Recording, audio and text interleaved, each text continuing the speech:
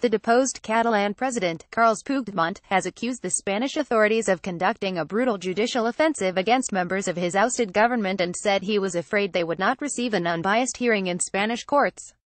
Writing in The Guardian, Puigdemont said it was a colossal outrage that he and 13 colleagues were being investigated over possible charges including sedition and rebellion in relation to their roles in last month's Declaration of Independence.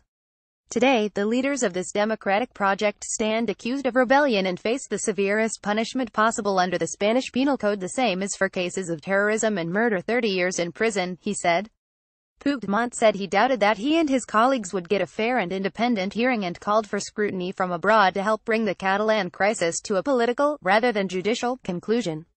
He added the Spanish state must honor what was said so many times in the years of terrorism and violence, and we can talk about everything.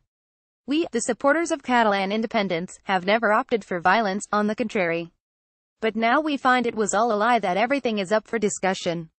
The former Catalan leader fled to Brussels with a handful of cabinet colleagues last week, hours before Spain's Attorney General announced he would be seeking to bring charges of rebellion, sedition and misuse of public funds against them.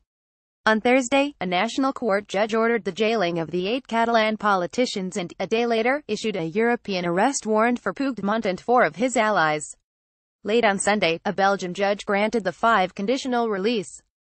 They will make their first appearance in court on the 17th of November when a judge will decide on whether to execute the arrest warrant. The conditions of release include the ban on them leaving Belgium until their appearance in the court of first instance in Brussels later this month. With the extradition process likely to take months rather than weeks, there is growing scope for Puigdemont's presence in Belgium to cause the country's coalition government serious difficulties. Belgium's Foreign Minister, Dir Reinders, on Monday urged his colleagues to keep out of the Catalan crisis, following calls from some senior figures in Belgian politics for the country's Prime Minister, Charles Michel, along with the EU, to do more to keep Puigdemont and his former ministers out of jail. Over the weekend, the Flemish nationalist politician and Deputy Prime Minister of Belgium, Jan Jambon, along with the former Belgian Prime Minister, Elio Di Rupo, condemned Spain for its handling of the crisis, including the imprisonment of regional politicians. On Monday, the leader of the biggest party in the Belgian government went much further, saying that Spain's ruling People's Party, which was founded by a former Franco minister, was a prisoner of its own history. The NVA leader, Bart de Wever, told the VRT network, "You know where the past of the People's Party is, and evermore its present, and it is Franco, it is repression, it is jailing people because of their opinion, it is the use of violence against its citizens." De Wever, who has called Puigdemont a friend, said that what happened next would be up to the courts. "First, it is a judicial decision, and we have to wait for it," he said. "So, if there is a decision we will assess the situation.